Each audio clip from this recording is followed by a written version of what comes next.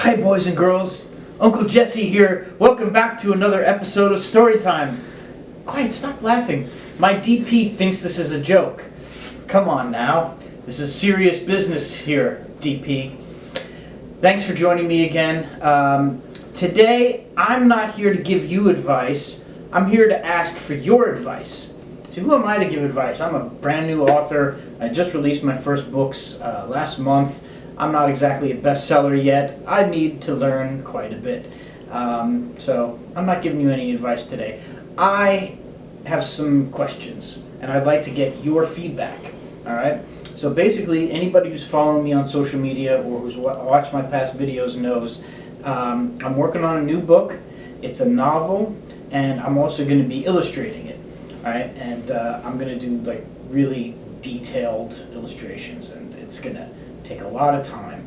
And what I was hoping for is that my new novel would be ready for this coming Christmas, so I could have a Christmas release, and that'd be like a really cool time. You know, you always want to unveil a new product before Christmas.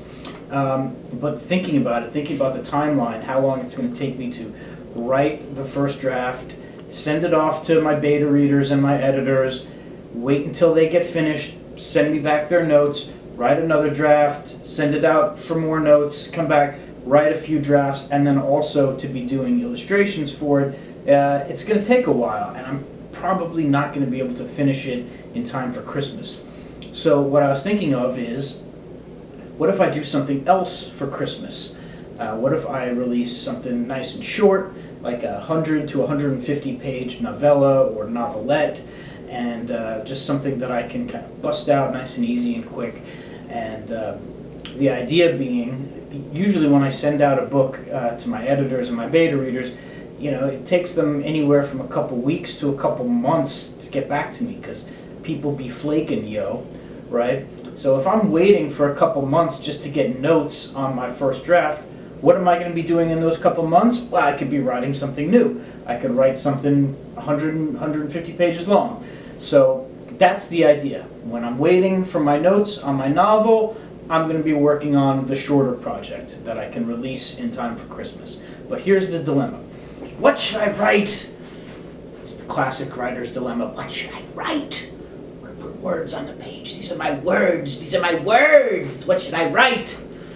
So I have two ideas, okay? And I want to know what you think. I want to know which one you would rather read, which one you think is a better idea, right?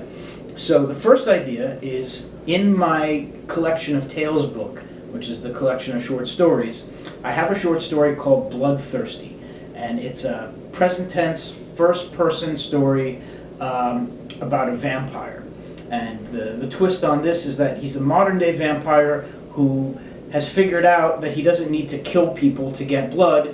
He just has started his own blood bank, because, you know, he's a gentleman, he's very erudite, he's a British gentleman living in the United States, and he doesn't want to get his hands dirty. He doesn't want to take blood. He doesn't want to take life, I should say. He's just a businessman, but he needs to drink blood. So he starts a blood bank, and he just gets his blood in vials, and nobody gets hurt. But of course, since this is a horror story, things go wrong. As much as he tries to avoid danger and violence, it has a way of finding him. And I really like that character, and I like that story. It's kind of, you know, got a tongue-in-cheek element to it. And I thought, well, if I'm doing something that's, you know, a novelette kind of size, I could maybe do a series of stories about that character.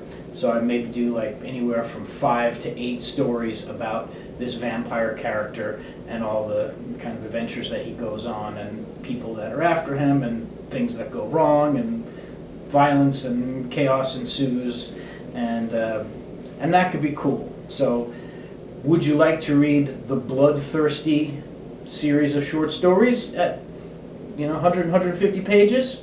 Or one of my older ideas, back from when I was a teenager, my first screenplay that I wrote was about werewolves.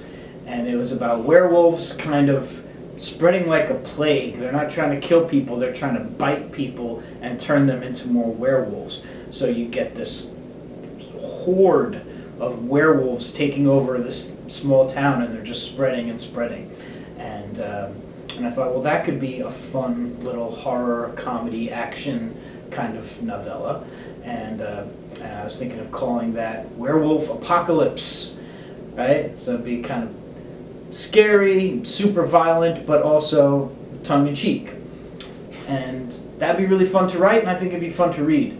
So what do you think? Would you rather read a short book about vampire? Would you rather read a short book about werewolves trying to take over the world? Let me know. Leave it in the comments section, or you can leave it on my Facebook or Instagram. Tell me what you'd rather watch or read. I say you're watching me right now. I can't think right now. I haven't drank coffee in 5 days. I'm in withdrawals, okay? Sue me.